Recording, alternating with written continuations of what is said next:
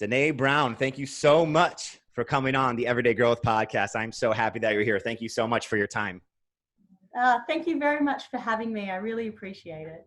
That's awesome. So really quick, community, if you do not know, you probably don't know, I'm having a little bit of nostalgia here with this wonderful CrossFit queen. And I've watched her for many, many, many years in my CrossFit days. But Denae, can you please introduce yourself to the community and where you're actually talking from right now? I don't think anyone knows where you're from. They'll know shortly after you start talking. But okay, yes. Okay, so I'm here from Australia. I live in Perth, which is I guess at the top end, of Australia, like southwest of Australia, just off of the Indian coast, Indian Ocean coast. In sunny Perth, even though it is winter. I mean, we've got jumpers on today. So retired CrossFit athlete, just kind of coach people nowadays. And I'm currently working out of Raw CrossFit. So I manage one of the clubs down here, and just cruising along. Oh, so you're at Raw now? Yes. Yeah. So I'm at Raw. So I have my own business as well that I run. So I do some PTing and some online coaching as well. So I'll do that in the morning. So I've coached someone this morning, and then I'll come in to work, and then I'll work during the day. And then, usually I'll pick up my daughter, or my daughter is usually picked up, cruise home, and do the mum thing. So days are quite full. I don't think you say you're a retired CrossFit athlete, but you don't really stop working. I think that's kind of how it goes these days, right? Yeah, absolutely. I just, I like to keep busy. Maybe, I'm best when I'm busy. Yeah. I think that's like the little kid in us, right? Like, I think you and I resonate a lot with that. It's like, if we're not working towards something better every day, it's like, we're just sitting still. And I think you and I both resonate where we do not like that. We can't sit still, right? We just can't sit still. Yeah, absolutely. Like I like working towards a goal, I feel like I'm living my best life, if you will, when I'm definitely working towards a goal. So there's probably that kind of sense of, in terms of motivation, like very much accomplishment driven. Right. So is there more than one Roar down there? I know that's part of Kara Webb owns one of those or something like that. Is that how it goes down there for all you non-CrossFit people who are listening to this right now? It's down in Australia. It's ROAR. Is that how it is? Yes, we are a little bit different to Kara's, the one that Kara's branched out and owns her own CrossFit gym now. And we're in Perth, they actually have 3 CrossFit gyms, which are run under the same CrossFit banner. So RFX, Athletic, is the banner that it's run under, but it's kind of run under Raw Fitness itself, which is a normal gym, normal Globo gym. But inside of that, then they have a CrossFit area as well. So it's a little bit unique in terms of the setup, because most CrossFit gyms are standalone. And this one, I guess, it is unique in terms of that there are 3 different locations that people can actually go to. Well, that's awesome. I had no idea. I thought there was just the one. So that's great. Yeah. So are you part owner of that now, or do you belong to another gym, or are you part owner of another box, or how is that really working with you right now? No. I'm just a manager here at RFX Raw CrossFit. And then, I just have my own business, which I kind of run on the side as well. Which is just obviously just under my own name. So I coach some people from home, and then do a little bit of online stuff as well. That's awesome. So before we dive in too deep here, can you please tell us a little bit of how you got into this sport of fitness, and how are you still so good at CrossFit? That's what I want to know. It's like you haven't skipped a beat. I think looking back at your numbers, and in 2017, I think you're in the 35 to 39 division still.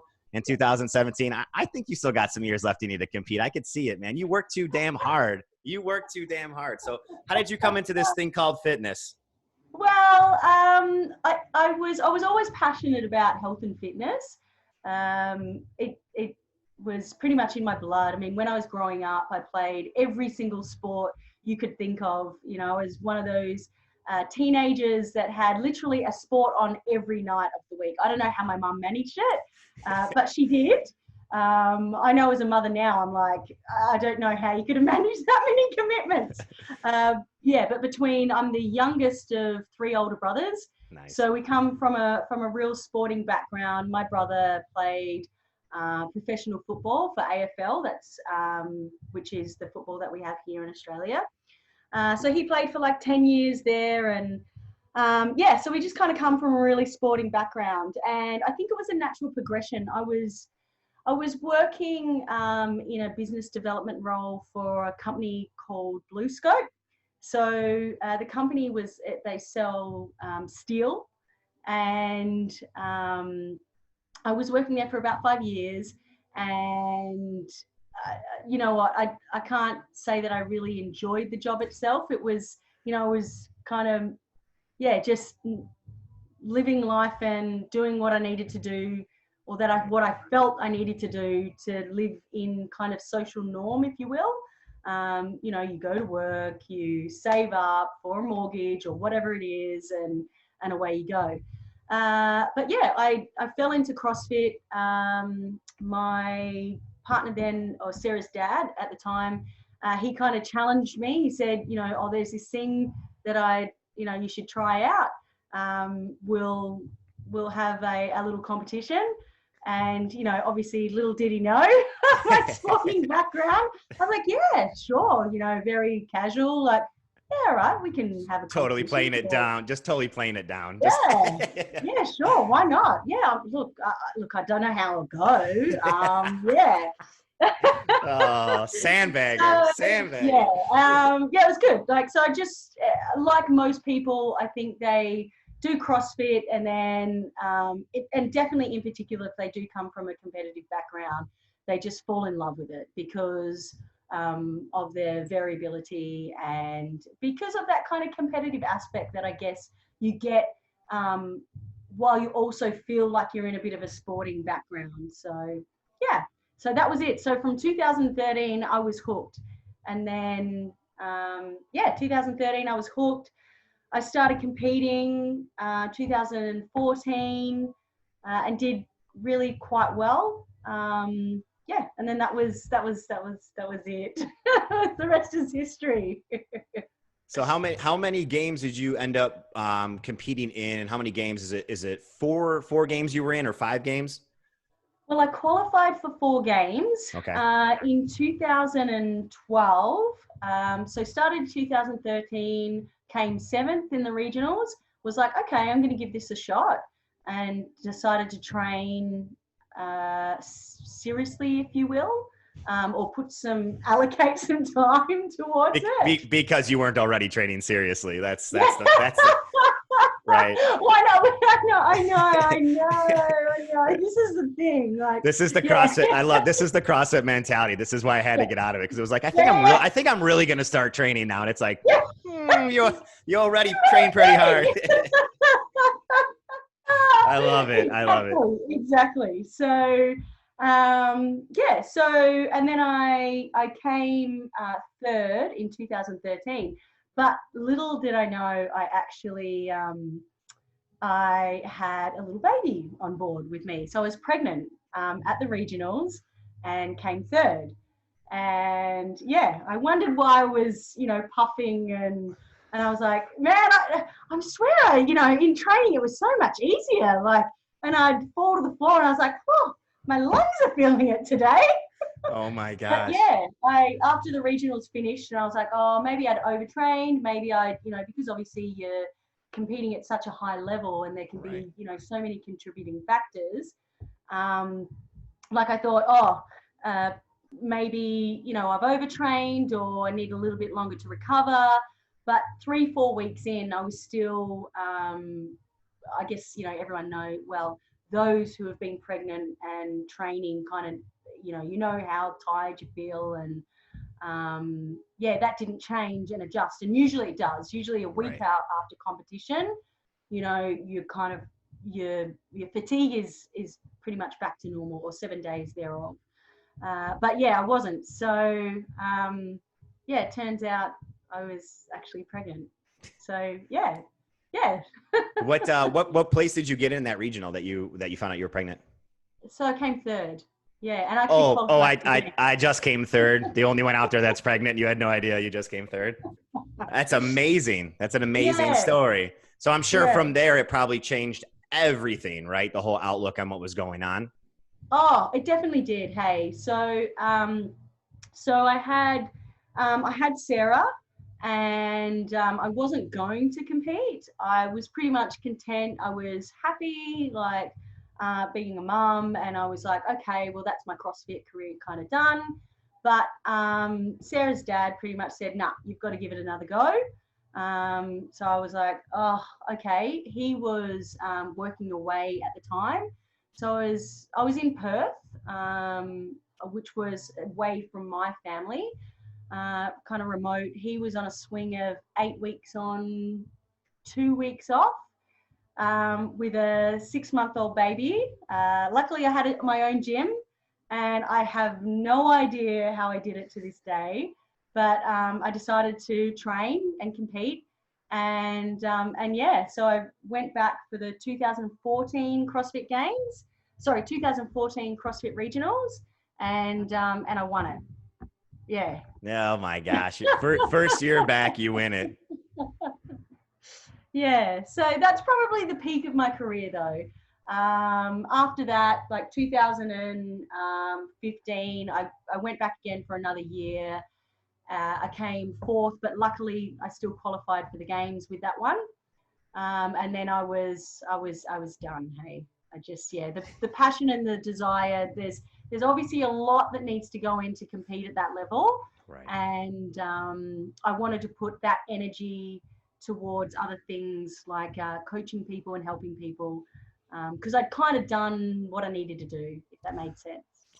You kind of felt like it was the right time to kind of hang it up. Is that it? Kind of put Yeah. put the shoes on the podium and be like, I'm kind of got to get out of it. At that point, for everyone who isn't listening, everyone who is listening in CrossFit, and people who don't understand when we say and we make jokes about, oh, we're really going to start training now, and to compete at that level, I don't think a lot of people are just now kind of realizing the respect we need to give CrossFit athletes from back from 2007 all the way into today, and what is actually happening in the stage of CrossFit right now, because it's fucking mind-blowing what is happening in CrossFit right now, and the top level athletes, being Matt and being Tia and all the way down. I mean, it is insane. If you can give a little bit of like what it takes for just training and nutrition and sleep and rest recovery.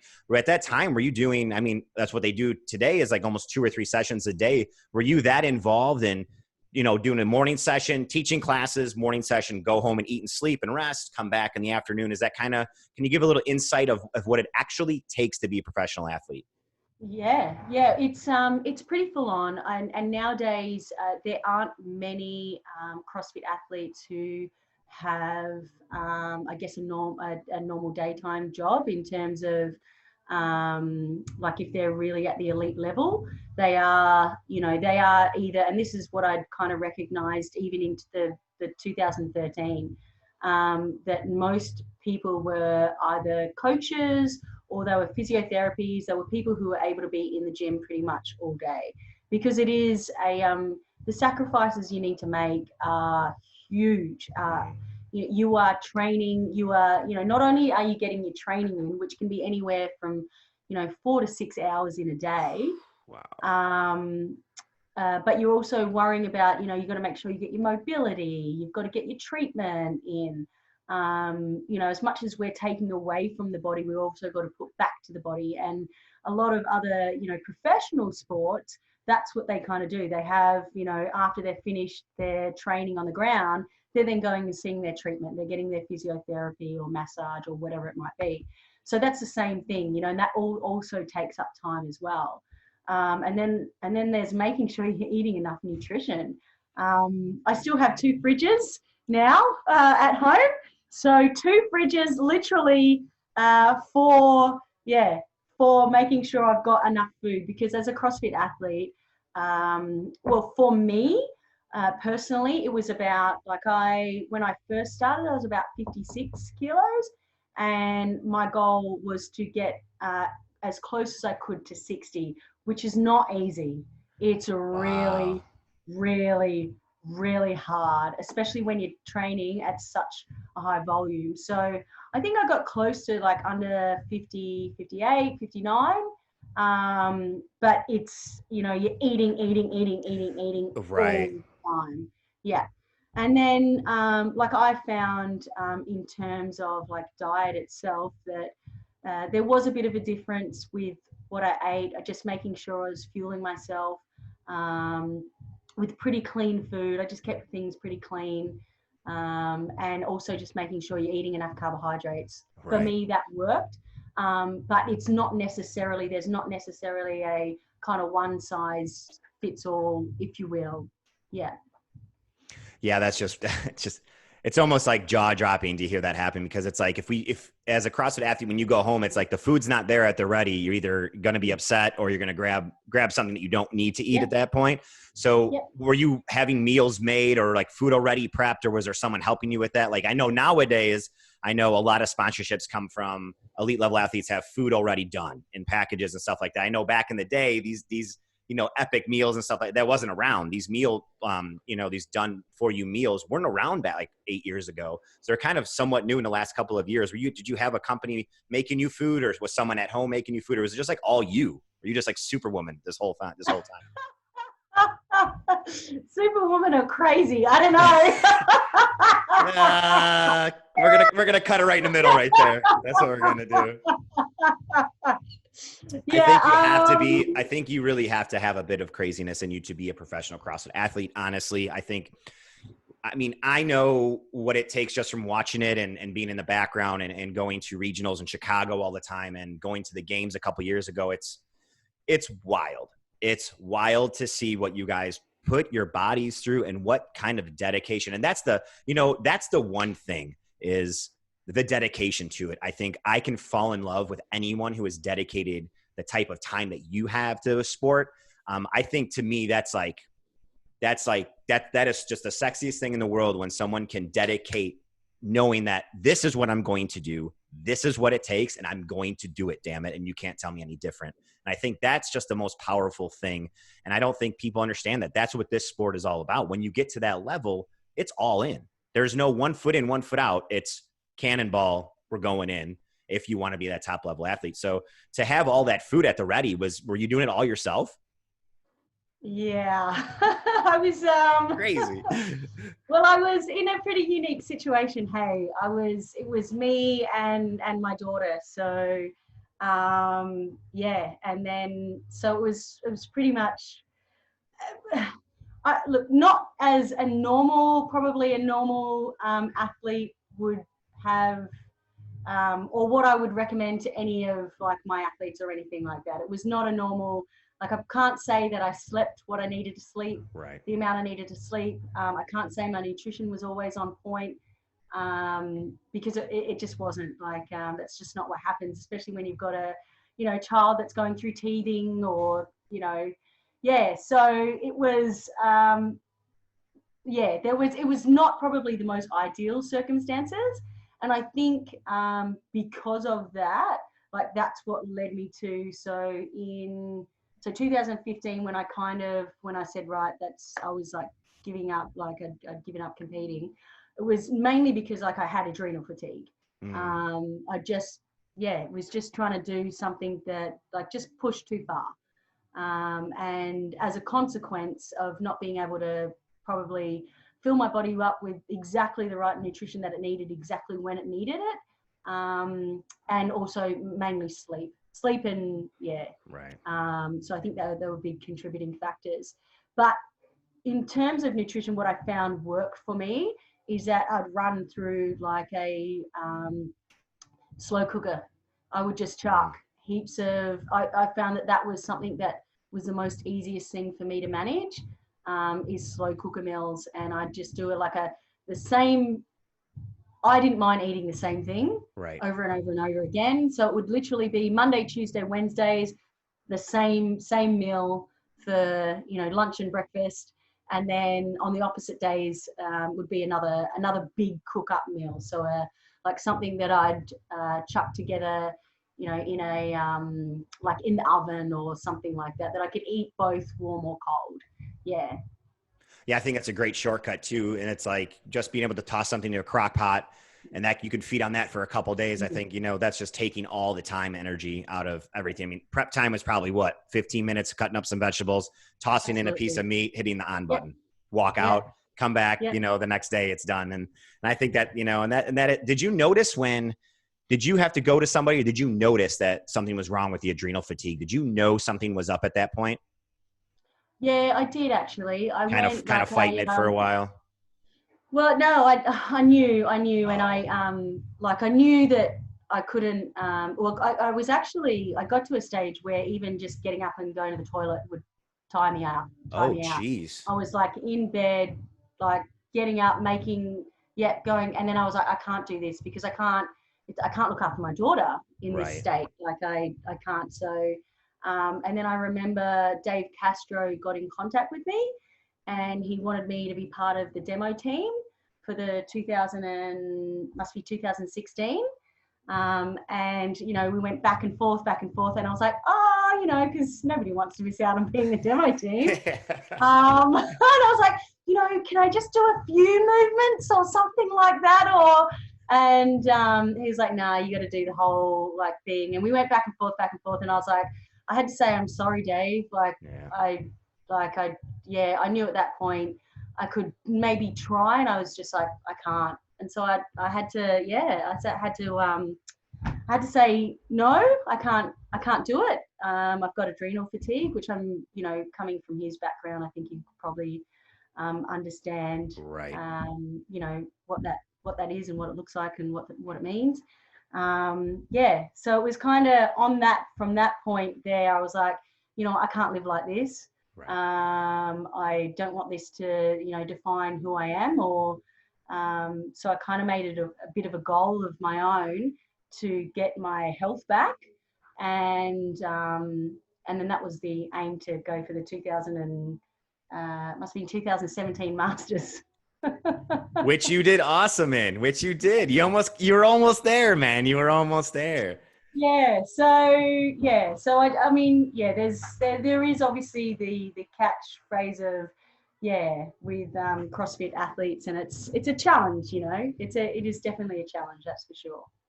How long was it before you started noticing symptoms of the adrenal fatigue and the shutdown?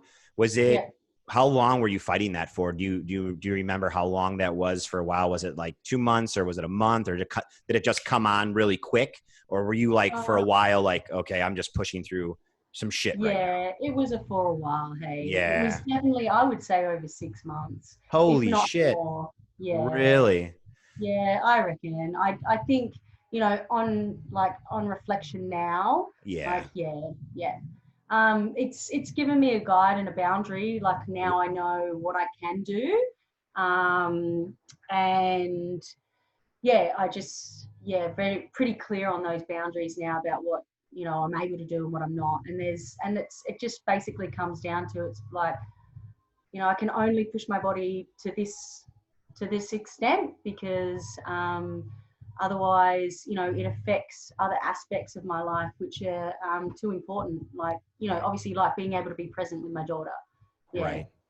So would you say that CrossFit athletes are stubborn in a way? Is that kind of what we're getting at right now?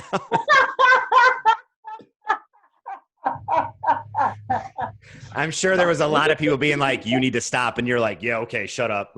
I know my body.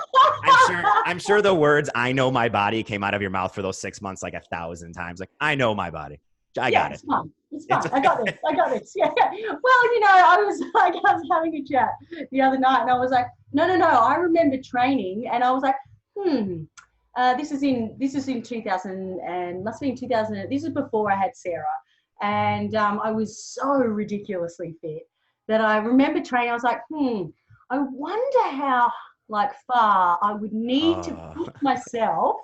To actually get to that point of absolutely body can't move, falling on the floor. So I think you're constantly pushing those boundaries, constantly trying to get more. And that, I think that's kind of possibly a little bit of that mentality of, I guess what makes a CrossFit athlete is you are challenging those boundaries all the time. Yeah, I think a lot of people that haven't done CrossFit, they look at that and they're like, right now, even if they listen to that, they're probably like, well, it's so stupid. You can't be an elite level athlete and not understand that. It's like, if you knew the sport, when you're on the floor in any type of competition, and just from local competitions that I have done, we have the same mentality, not as high as an elite level athlete, but we know how fast we can do things. You know, we know what we should and shouldn't do. But when you're on that competition floor, it's who can hold on the longest, who can walk through that pain the longest and come out on top. And I think a lot of other sports, they don't really do that in the way of pain threshold. And I think when you train to that pain threshold, and everyone says, you know, Kelly Starrett always says, you know, don't go in the pain cave. It's the opposite way when you're on the floor. It's like, you have to go into that pain cave, and you just got to leave it all out there. And I think that's one thing that people don't really understand about the sport. It's like, people that do that every day in training, they're not doing it correctly. You know, we know that that's wrong. You shouldn't leave, you know, be in a pain cave just because you're doing, you know, just because you're working out a couple times a week. On the floor, it's a little bit different. Did you find yourself almost every time you competed pretty much leaving yourself out on that floor? Oh, there would definitely be events. There'd be events through the weekend where if you wanted to do really, really well, then you had to be able to go to that place. Yeah, without a doubt. Like there was definitely a correlation between events you did well in and being able to, I guess, you know, find that comfortable uncomfortableness. Right. Yeah. And it's like, but you don't, and that's the one thing. It's like, if you don't train it, you don't really know, or if you don't question it, you'll never find it. And I think that can really go one in one, and kind of can entail in life as well too. Like, we can actually, you know, pertain that to life. It's like, if you don't question it, if you don't challenge it, you'll never know, you know, what your possibilities are in this life. And I think that's the one thing. It's like, if you don't challenge yourself, if you don't put that out into the world, you're actually putting a ceiling above you. And I think in this thing called life, there is no ceiling. And once you blow the top off of that, you just have no idea what we can do. And I think CrossFit really puts that out there in the world of, like, it's a really good correlation to life in a lot of ways. A lot of people would totally disagree with what I'm saying right now. But we can all say that, you know, fitness and the gym has a lot of correlations with life. You know, it's every day that bar is the same weight every day, and you better be ready to come in and pick, you know, 200 pounds. Henry Rollins said it the best. He's like, that bar is 200 pounds every damn day, whether you want it to be or not. You walk in, it's 200 pounds of steel every single day. You better be ready to pick it up. And I think that's like the best correlation with life as well. You know, like, every day you have to wake up, every day you have to walk in, and every day you got to put your best foot forward. And I think that's like the mentality of the CrossFit mind, and even what you do today. And I'm going to totally blow you up really quick. I hope you don't mind, but even me watching you on Instagram, and I'm so glad we connected on Instagram. We talk all the time. Even what you're doing today, like, you're still becoming 1% better no matter what. And I think just because you walked away from the best sport of fitness that there is on this planet doesn't mean you're done. And I think you've proven that through everything that you've done. So I just want to congratulate you on that really quick. Thank you. Very You're more than kind. welcome. You're more than Very welcome. kind. Yeah, I definitely hear exactly what you're saying in terms of, I personally do feel that health and fitness that does correlate to life itself. And when we build those foundations, those strong foundations of nutrition, mindset, and fitness, we can achieve so much more in life. And I really wish that, I wish that was promoted more. You know, when what really, irks me is, you know, you'll have people that will walk into a doctor's surgery and, doctor's clinic or whatever it might be, and they're suffering from mental illness. And while, yes, you know, sometimes people do need, they need the assistance from medication, okay, because there is something chemically missing. You know, there is also a large percentage of the population that could be living their best life if they focus that attention towards their health and, you know, their nutrition, because they are linked. And I really wish that in itself was more promoted. Yeah, 100%. I think it's it's still fitness in general and nutrition, because it takes a hell of a lot more to walk into the kitchen every day than it does to walk into the damn gym. I can tell you that. And I will fight anybody about that and on that topic. But I do believe that it's still, both of those, nutrition and fitness, are still looked at today as a chore. And I think that's the most horrific thing that can possibly be on this planet right now. I mean, besides what's going on, I understand that we're not talking about that right now, but in the fitness and nutrition space, to look at something like that as a chore and to not have it put up on a pedestal and talked about what it can actually, I'm going to get emotional about it because it's just so powerful that what this can actually, it can flip around a lot of things in your life. Whether that be thoughts of depression, or you're in a bad place in life, or things just aren't going your way, or they seem like they're not going your way.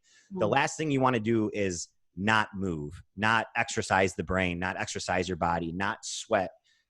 Those things, it's not to forget those things that are going on in your life. It's to help alleviate the situation, to understand that you are still here, you are still grounded, but those things are going on, may or may not be in your control, but you control the way you move every single day. And through that movement, wonderful healing can happen. And I don't think that's being talked about enough. I really think that's being swept under the rug amongst a lot of other damn things in the world, but that's being swept underneath the rug. And I think, you know, I can't believe we're still fighting for fitness and nutrition today. Like, it's so weird to me that we still feel like we're backed into a corner and we have to come out swinging against everybody, because everyone just comes to you like, oh, you're into fitness, I guess you go to the gym every day. It's like, when is this going to end? Like, when is it's almost like, you know, it's like, it just doesn't make any sense anymore how we're still talking about this as almost like a bad thing.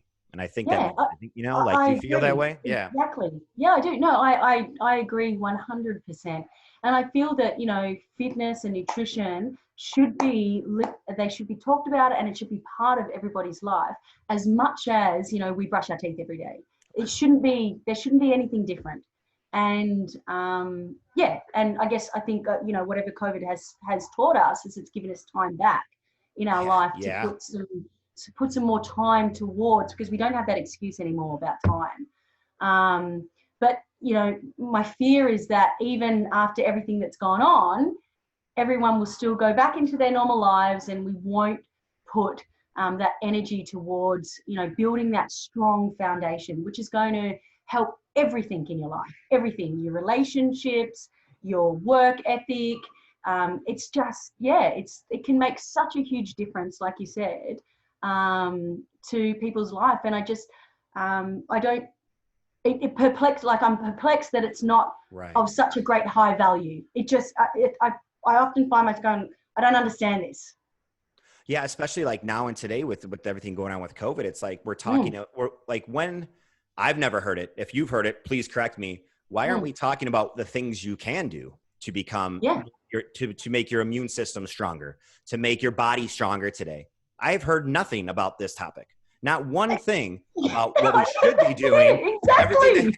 It's just, it blows my mind that no one's taking a stand to be like, it would be great to start taking vitamin C, vitamin D, CBD, fish oil 3-4 times a day, and going to the gym, move it more. You don't hear any of that. You don't hear what you can do to alleviate the situation, or to alleviate maybe the symptoms that may or may not be coming on. It's the same thing of like the flu season that comes around, or the cold season that comes around. It's like, you know, to ramp yourself up for that season. What is the difference right now? There is no difference. And why are we not talking about it? Why are we not talking about it? And it doesn't make any sense to me. It should be, it really should be at the forefront. It should be at the forefront as much as the news is about it. Like, it just should be at the forefront. You know, this is what we need to do to protect ourselves against, or against anything. It doesn't matter. Anything. It's like any type of disease, aging, whatever it might be. Like, this is our best defense. You know, prevention is better than cure. So let's look after our bodies. Let's look after our health and our well-being. But the way to do this is through, you know, looking after your nutrition, you know, exercising. I honestly don't care what people do in terms of exercise. Nope. Like, I love CrossFit. I'm passionate about it. But at the end of the day, I honestly don't, like, I don't give a shit what you do. No, Sorry. no. Like, I don't care. Trust me, it's okay. It's okay. This community is fine with swearing. Trust me. Okay, go. I'm getting worked up here. I really don't care what you do. No, I just want you to move. I don't want you to move. That's all. Move. Yeah, just move more. Just move more. And whatever you love, go at it. Double down on what you love. I don't care if it's dance classes, Zumba classes. I don't care what it is, just as long as you're moving.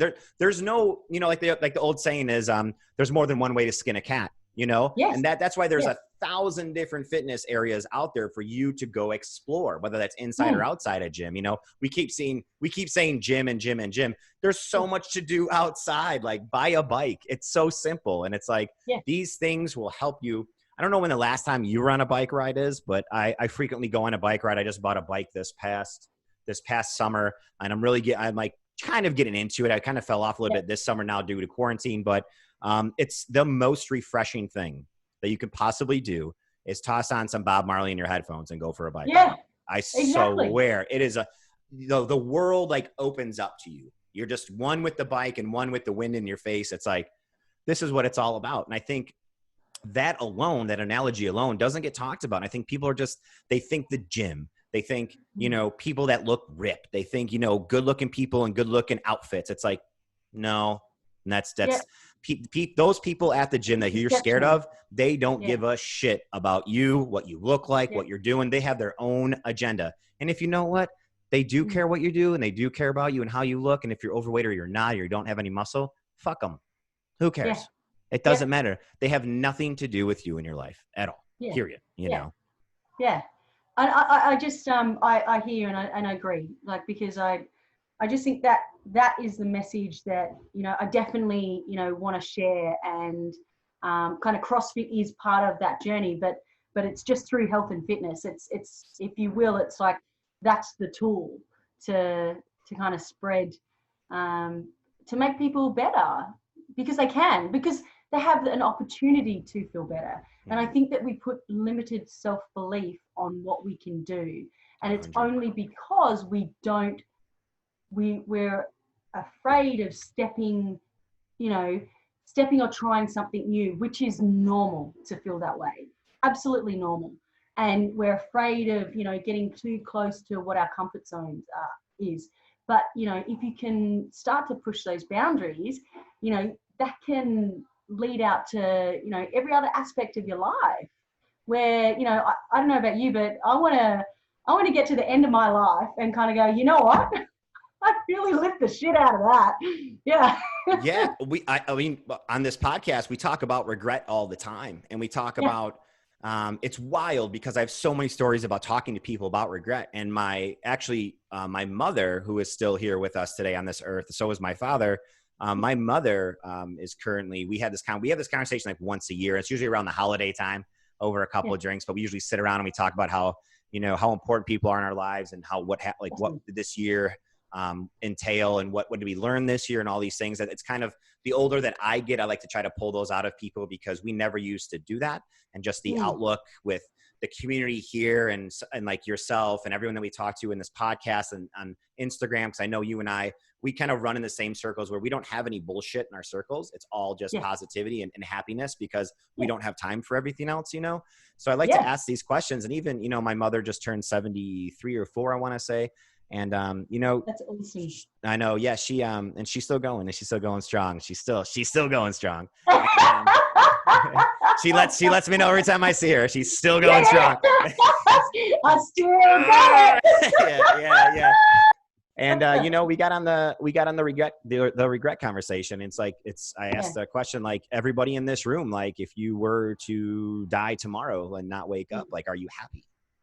And there were some tears in the room, which is normal. And one of them was my mother, and she lives with some regret of the things that she just didn't do in her lifetime. Not because she couldn't, it's just because she didn't pull the trigger. I do believe, because back in that day, a totally different generational gap.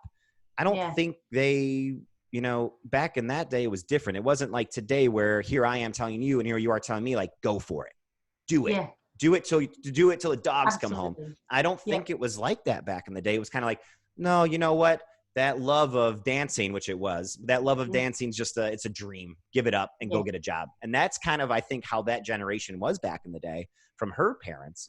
And today is different. So just for me bringing that up to my mother, she was kind of like, damn, you know, like I didn't want to bring it up, but it's nice to understand that and look back at it. And it's one of those things like when you do, and it's a really weird thing to talk about, maybe to some people death is, but you know, your funeral should be a celebration.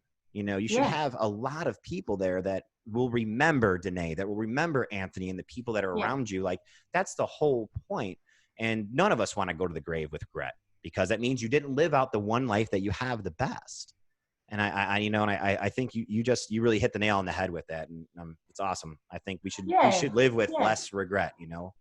Yeah, I definitely, I think so too. I think that, you know, it really does take, all it takes is kind of 30 seconds of courage to go for it. And you are 100% correct in terms of saying, like, obviously back in your mum's era, it was a different mentality and a different mindset. I mean, who would have thought, you know, in 2020, you could be working like we do. You could be, you know, there were people that are making money from, you know, YouTube videos, and that just wouldn't be something that was of their era.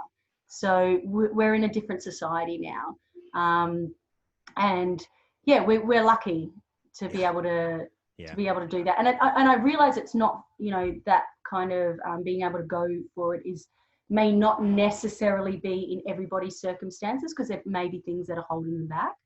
But in terms of, you know, being able to, I guess, live our best life, we do have a lot more opportunity if we're willing to seek it. Yeah, 100%. I think, you know, sky's the limit now, and whatever anybody wants to do, whoever, you know, community, whoever's listening to this right now, and if it's your first time listening to this, like really pay attention to what Denae just said. It's like, you want to do something, just take that one step forward. And you know, like you said, 30 seconds of, I think I'm going to use that from now. I'm going to put it on my wall. 30 seconds of courage. It's great. 30 seconds of courage. But yeah.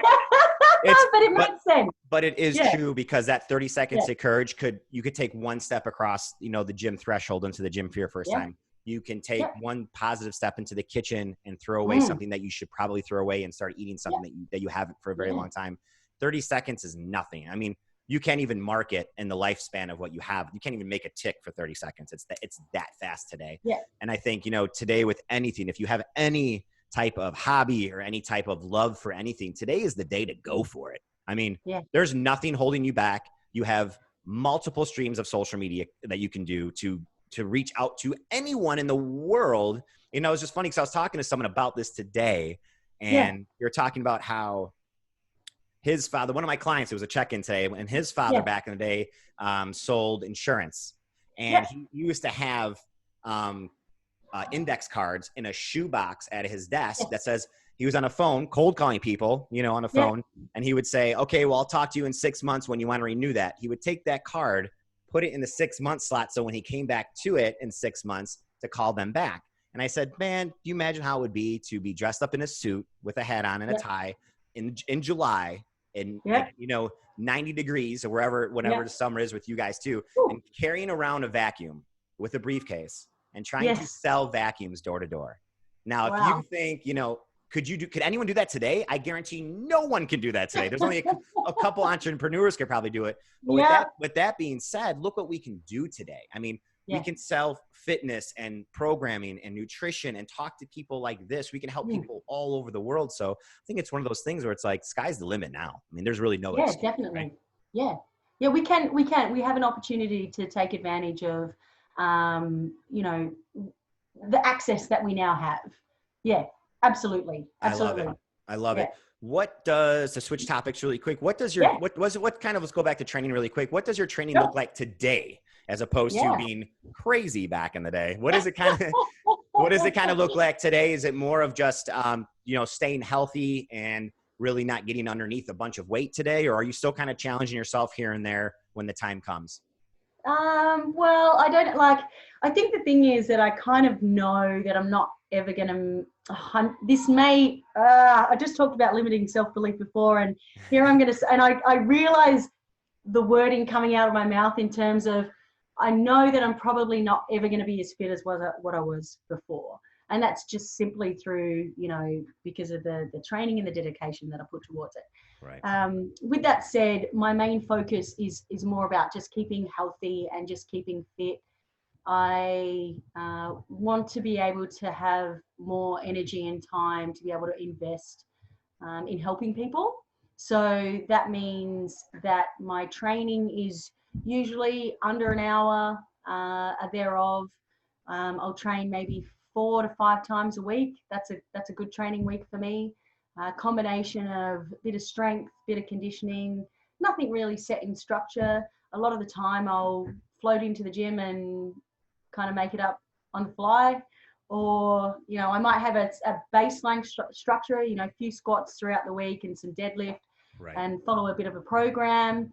But other than that, it's whatever I feel like. I feel like I've kind of put the hard yards in terms of my training, and now my training is all about making sure that I enjoy it. So I won't hardly ever train on my own. Too many hours spent in the gym done doing that. So I usually make sure that I'm like training with a group of people or in a class or with my partner. Good for you. I think it's a good answer, and I'm glad you're going that route. I was hoping you wouldn't be like, well, you know what? I think I'm going to try to, I'm still training 8 days a week and 3 hours a day. No, I know those days are behind you, but no, I think that's a really good thing to say, especially the community to hear that. And what you just said is, sometimes it's nice to take a step back and just kind of go off of how you feel, I think is a really good way to put it, and how you kind of train. How's the nutrition? Are you tracking calories or macros, or are you even caring anymore? Or no? Yeah, no, I don't. I just I have a bit of a guideline of what I eat. I just eat really clean, kind of 80-20 rule. So I don't necessarily track macros or calories.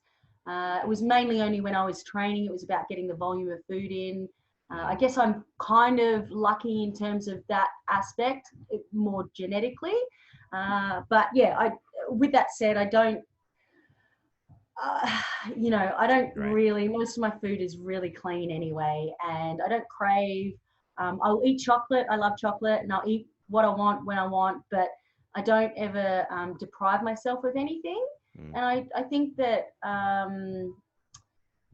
when there's also that kind of thing of, when you start getting, the cleaner you get, the more you no longer feel like having the takeaway food. You just don't feel like it. Or if you do, you really notice it. You get a food hangover the next day. Right. So, yeah. So I am a bit lucky from that perspective, but I think that that's also luck, but also just years of training and looking after myself. Yeah.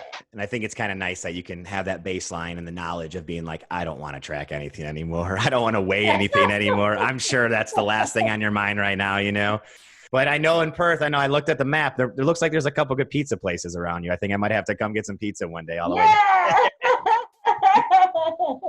Yes, there's a lovely Italian place that, I noticed. I may have to take a cruise down there and get some pizza. But not as good as the food in the States, though.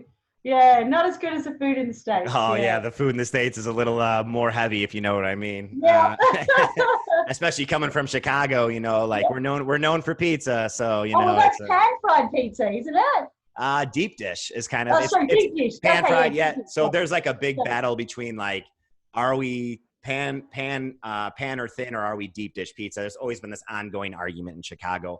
I'm a deep dish voter for sure. Yep. A lot of people would think we're thin crust, but there's some really deep pizzas here that it's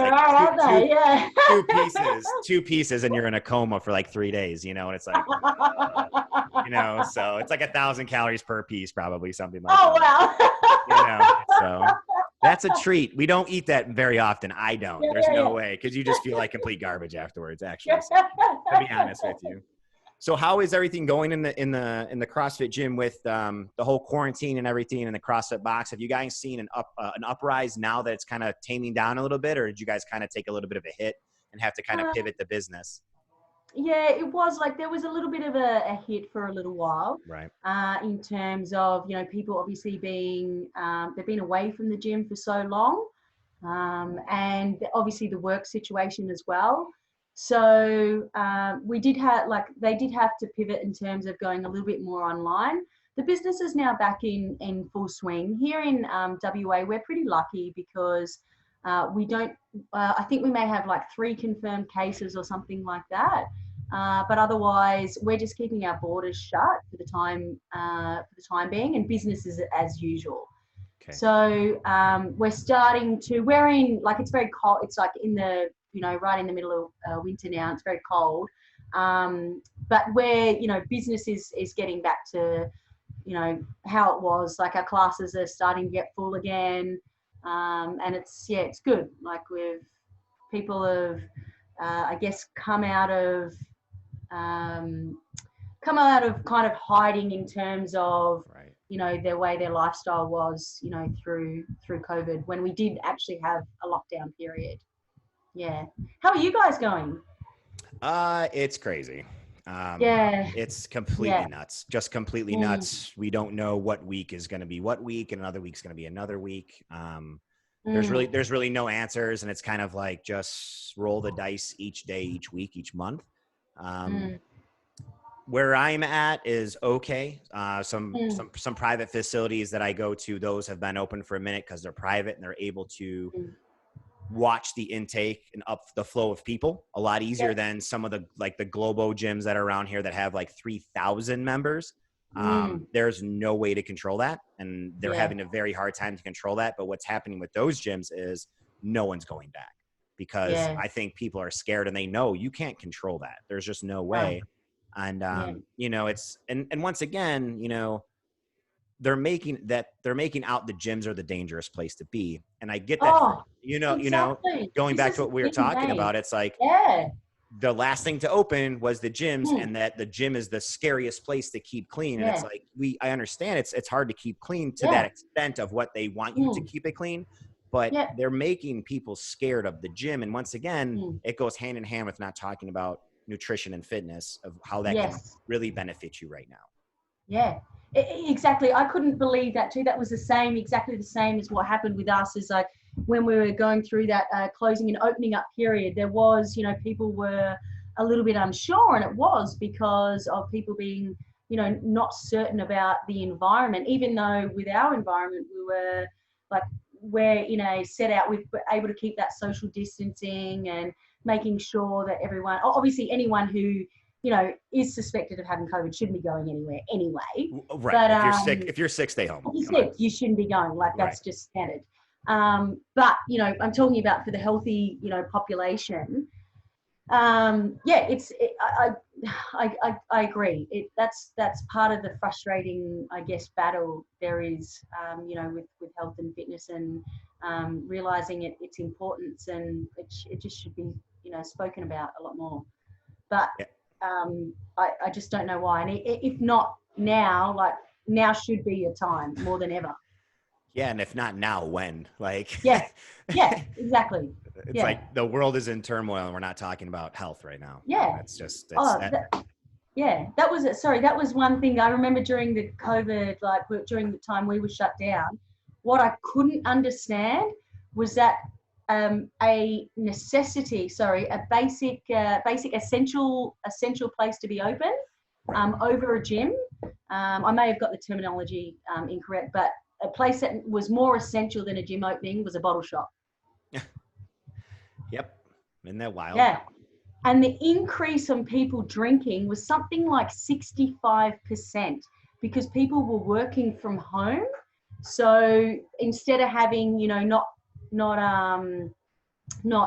waiting till knockoffs to drink, Right. like, or catch up with their friends, they'd be having a drink or two through the day.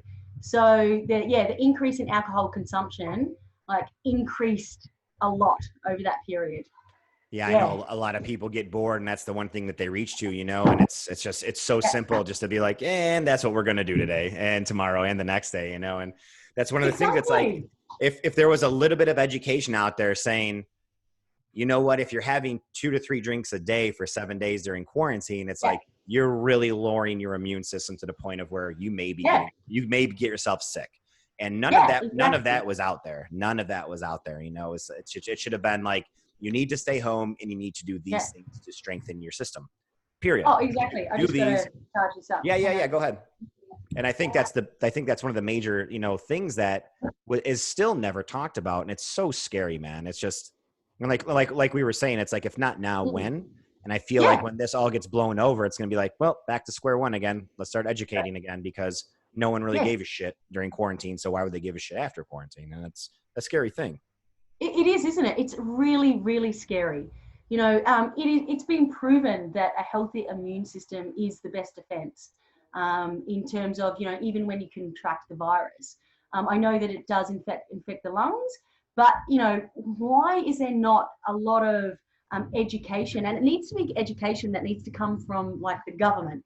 You know, why is there not education about this? Why is this not an extremely important topic that is talked about? You know, we hear on the news, we hear, you know, why isn't there more advertising when you walk into the doctor's surgery or whatever it might be? Like, this is what you need to do. Like, health professionals, while they are busy, and I think it should be, you know, an overflow influx at the moment. Right. 100%. Do you guys do nutrition through your CrossFit box as well as fitness or programming for people that want it? Yeah, we do offer some some nutrition. We've got a couple of people that work for us that we send where we send them to, and then we just run some challenges from time to time. Yeah, we actually got one running at the moment. Yeah. Nice. Yeah. That's awesome. I think that's something that is missed in a lot of gyms, is actually nutrition. Correct nutrition, I think, is to correct that really quick. Yeah, the correct nutrition. I think a lot of people are still stuck in the ways of, you know, the bodybuilder style diet and all those things. They really don't understand, especially in CrossFit, how, you know, the people that were once scared of carbohydrates for a CrossFit class are now loving carbs because they understand that CrossFit is a glycolytic sport. And I think that's the one thing that people are like, oh yeah, really? It's fuel. Oh yeah, I can eat those. And I think that's the beautiful part of also a CrossFit box, is like, you break down that stigma of the things that you thought were bad for your body. You can actually eat, you know, a little bit more at certain times to fuel your body for your CrossFit. I think that is one thing. I remember when I first started CrossFit, paleo was the biggest thing in the world. The biggest thing. No. Oh my God. I'm gonna send you a picture when this is over. It just came up on my time hop today. It just came up. I sent it to my buddy. My buddy goes, "Is that you?" And I go, "Yeah, that's me." He's like, "How much do you weigh in that picture?" I'm like, "I think like 178. I'm 212 pounds right now." Yeah. So you can imagine what the picture was. And it was, I remember like cleaning, like squat cleaning, like 185 wasn't happening. That's how weak I was, because all I was doing is eating sweet potatoes, broccoli, vegetables, and chicken. You know, 4 times a day, probably only eating about 1,000 calories. I had no idea what nutrition. But you know what I'm saying? I had, back in that day, that's all it was. In like 2007, 8, 9 was just like paleo, everything, no carbs, no heavy starchy. Yes, I remember. It's like, I did try a little bit of paleo and it didn't work for me. I was like, this is not working for me. Oh, especially at your level, there's no way. There's no way. You know, and then I remember, and that's kind of how I got into the nutrition, was Jason Phillips. I don't know if you're familiar with Jason Phillips. Like, he just flipped it all on top of its head. And he was like, paleo's wrong, CrossFit's wrong, and I'm right. And I was like, who is this man? I need to know more about this guy. Yeah, no, I agree. I think that is, and I agree. I think there is like, just that misconception about, you know, carbohydrates too. And I have to, you know, from someone like, I just, personally, I couldn't do paleo. It didn't work for me. It may work for some people, but it wasn't right for me. Yeah. Do you remember the amount of calories or macros you were eating when you were a professional athlete? Do you remember that at all? Like, were you eating like 400 carbs a day, or where were you at? Do you remember? Over 3,000, like, definitely. Oh, like, right. Yeah. Like, as in calories, like, a lot. Yeah. It was just get the fuel in. Okay. Yeah. Just to put that into perspective, community, I said I was 212 pounds. I'm almost 6 foot tall, and I eat just under 3,000 calories. And Denae and I are, I think, the same age, and she's a lot smaller than who I am. And I think, Yeah, what do you, 5'4". yeah, see, 164 centimeters. Yeah. so just to put that in perspective, you have like Denae as this small, wonderful little mouse of a woman eating 3,000 calories. Like that's as much as I eat. That's my maintenance, people. That's my maintenance right now. You know, like I can't even imagine that. At some days, I feel like it's hard to eat just my maintenance calories for 3,000, let alone. Yeah, no. It was like the full, like as in, oh, and then I had to wait and wait. I'd just try and shove a little bit more food in. Just try and get it in. Yeah. Like falling asleep on your last meal of the day, just sleeping through it. Like I can imagine. Well, yeah, I had to wait like just before my last meal, and then I'd have to make a massive protein pancake, just to fill me up. Because the thing is that my body was metabolizing so fast that it didn't matter how much I ate through the night. I would wake up starving. Oh my gosh. Yeah. That's like first world problems right there. I don't even feel sorry for you. Do you know what? Nobody wants to hear that. No, I don't feel sorry for you. You did it to yourself. I'm so sorry. I feel sorry for you, love. Yeah. Oh, Denae. Over here eating 6,000 calories as a professional athlete. God, yeah. You poor thing. Yeah, right. Oh, boo-hoo. You had to eat a lot of food and train every day. Yeah. That's awesome. No, that's awesome. Yeah. And that's just the one thing where it's, you know, even today, people will see the biggest change in their body if they just eat the correct amount of food and work out. And a lot of people are they're so hung up on aesthetics and that killer six pack and big arms and big chest and just being able to clean a lot of weight. And it's like, you can't get there without the nutrition, man. And if you just put a little bit of time and effort in, like maintenance level for everyone would do you such a good thing. It would be the best thing if everyone just found their maintenance, ate to your maintenance, and stopped eating in a deficit for years on end. And you and I know what happens. That's adrenal fatigue. That's hormone, malfunction and all that stuff. Imbalances. Oh, and you don't want to get there. You do not want to get to the hormone stage because it is detrimental. I've seen it. I think I had a little bit of that at the end of my CrossFit career. I was overworked, underfed, and overtraining. And I was like, that's enough for me. And that's when I pulled the plug. I'll have to send you that picture as well. I just looked like this bloated ape, like a circle. Yeah. And it was just like, I think I couldn't sleep. I was having problems, It happens. You don't understand when it happens because you have that mentality of like, train. I need to train harder. But I think people still go through that today. It's like, you just don't know how good you can feel until you try to feel that good. And I think if people would just eat a little bit more food, and it's funny. I'm not telling you to eat less food, people. Like the one person that's not going to tell you less food. I want to see people eat more food and more of the better food. Absolutely. You feel the same way? I do. I feel the same way. And then I look at like, there are a lot of, like here in Australia, we have a lot of, I'm not going to name names, but there's like bikini body challenges and bits and pieces. And they're putting, females on 1,600, 1,800 calories a day. And it's like, your brain needs to function. What are you doing to your body? And it's just this misinformed education about, and it's actually scary. It's really scary. And I think the other thing is like, you don't know what you don't know. So I think that you don't know how good you can feel if you just put that little bit of time and effort, or you just seek the help or guidance that you need to be able to put you on the right path. Yeah, that's a huge thing. I just had that conversation with my friend Justin the other day, and it's like people are walking around, with inflamed guts, thinking that going to the bathroom a dozen times a day is normal. And not being able to sleep through the night is normal. And I think this nastiness, the shit feeling that we're trying to tell ourselves that is normal, we actually think that's how it is.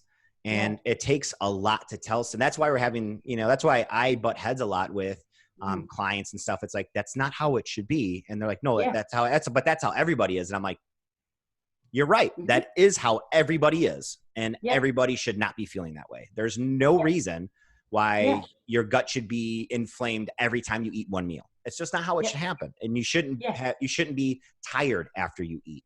These are all these are all telltale signs of something is wrong, Not right. massively wrong. Yeah, absolutely. I agree. But unfortunately, people just don't understand. I don't know. I think the best way to put it is you don't know what you don't know. You don't know how good you can actually feel. Right. Until you put that time and effort into it. And it doesn't even have to be that much time. It doesn't even have to be that much effort. It really doesn't. It can be simple and it can be easy. But it's seeking out the right people. And it's like, it's like going to hairdressers. It's like going to any other practitioner. You have to seek out the ones who have the background and the knowledge, and sometimes you do get what you pay for. So it's exactly the same kind of scenario of that. Yes, there's good hairdressers and yes, there's bad hairdressers. I think that's kind of probably the easiest analogy that I can put it towards. But you have to seek out the professionals with the background of knowledge and information. Yeah. And it's like, if you're spending all this time to, find a good mechanic or find a good hairdresser or find a good barber, why aren't you taking the time to actually, get educated or find someone that can help you that way? Why are those petty things that mean nothing in your life? They mean absolutely zero. They have zero ROI at all. Yeah. And then you're not even putting 1% into your search to become a better person. And I think there's a lot of people out there, and it's funny because I was talking to I don't know if she's your Kat. Kate. Yeah. She was like, and I was talking to her about how the podcast was, because she was asking me, and I said, you know what? It's all about becoming 1% better. And she hit me back. She was like, I'm so happy because that's all Denae is all about as well. And it's one of those things that's like, and you said it doesn't take much, and it does not take much. It takes 1% to be better today than you were yesterday. That's asking nothing. That's asking nothing. And if you can't do that, it comes down to, why don't you respect yourself enough to become 1%? Now it's a different topic. Now it's a different conversation. Because if you can't respect yourself to be 1% better, I mean, what are you really doing in this thing called life? Well, I've been having it. It's actually interesting that you bring that up, Anthony, because I've been having this kind of like doing a little bit of research and a bit of reflection around that. And something, obviously there's more research and more that I need to do into it. But currently, my belief or view towards that is potentially sometimes it may be a bit about self-worth, and it also may be a bit about what's the word from it? It's just escaped my mind. But there's a destructive behavior that you. It's almost like you're being destructive to yourself. Mm-hmm. There is actually a word for it. It's totally escaped me. I'm going to think of it later after I jump off the podcast. But that's kind of. I think I'm almost thinking that is maybe what it all comes around to, is that, we don't value ourselves enough or respect and love ourselves enough to be able to, put that time and effort into supporting and fueling. It's like a car, right? You put the right fuel in and away you go. So I'm almost feeling that it's around something like that.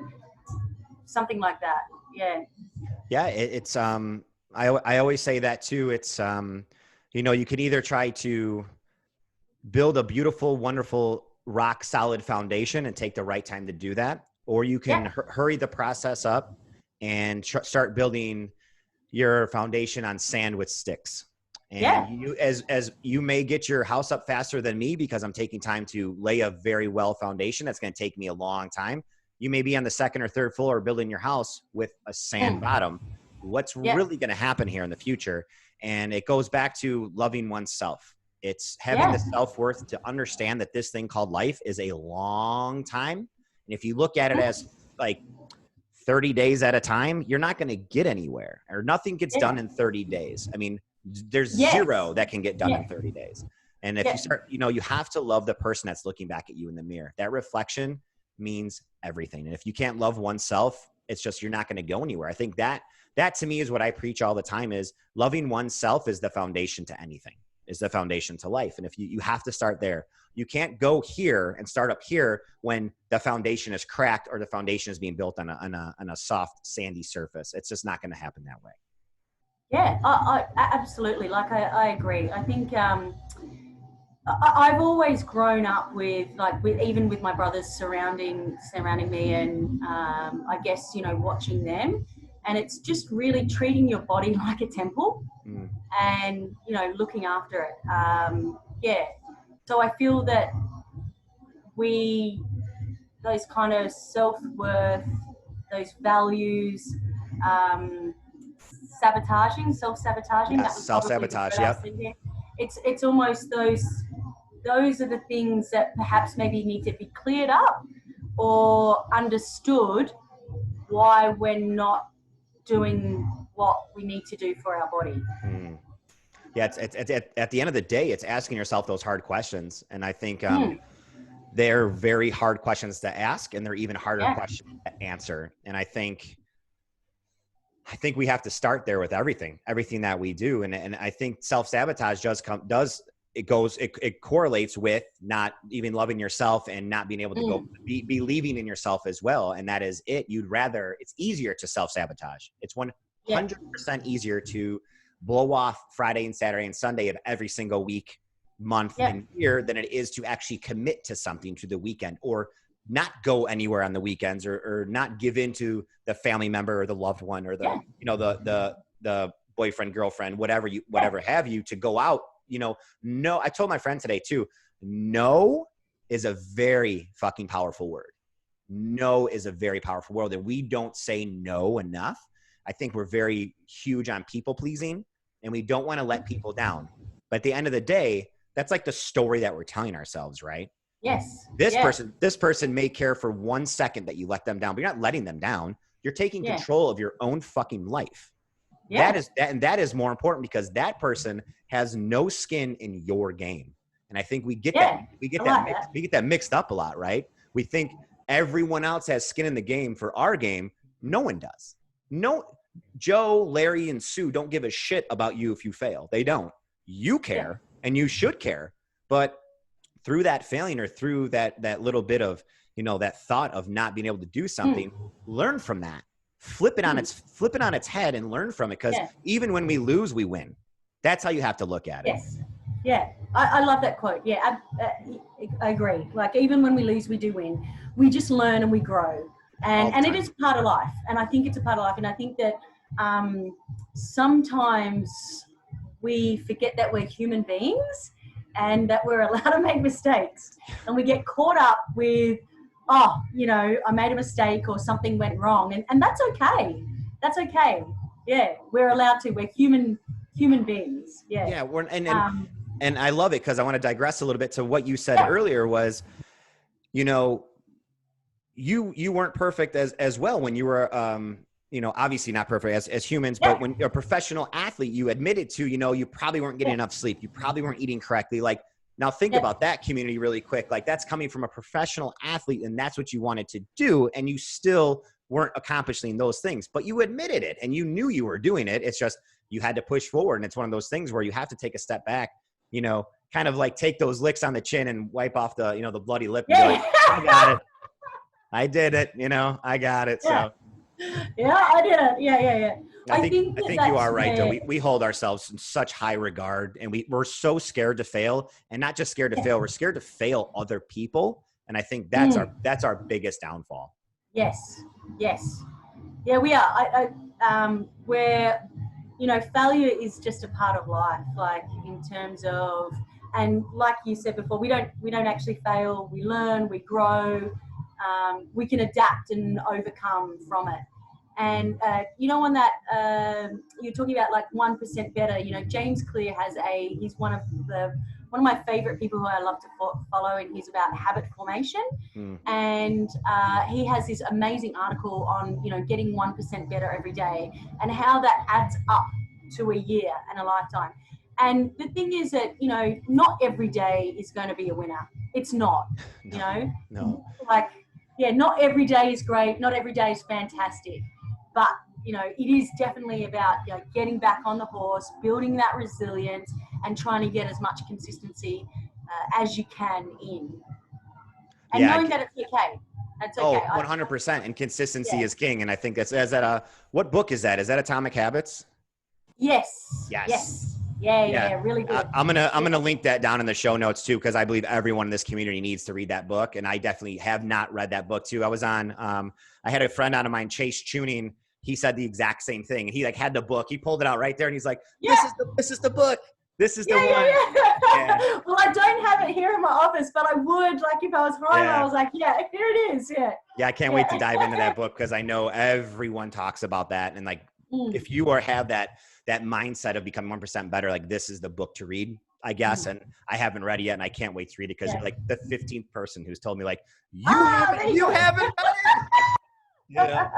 There you go. It must be meant to be. So no, very good. Like, and I think for a lot of people, it's about building those habits, because sometimes we can we think we need to rely on motivation, but motivation comes and goes. It's really unreliable, and we just can't rely on it. So about creating those daily habits and those daily routines, and I think being a little bit kind on yourself as well. Oh, you have to be, but action will always result. Action will always push to results. Results will go to motivation, right back to action again. You can. I was just talking to one of my clients today, and he kept saying, well, when I do this and when I do that, and I just listened, and I stopped, and I said, how about we change everything you just said and make them actionable items, and you're going to start tomorrow. And I'm like, now say all that again with I will and when I will. And he changed it all, and he was like, holy shit. And I'm like, big difference. Now go get it, and that's just one of those things. Like, we tell ourselves, tomorrow, Monday, I'll start New Year's. Come on, just start now and just get it going. Because if you don't start now, you're just going to waste time anyway.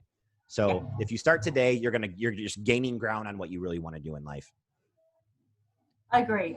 There's never really that's what I find myself saying a lot of the time to, people and clients, is that there is never a right time to start. If you're waiting for the right time, there's always going to be something that's going to happen. And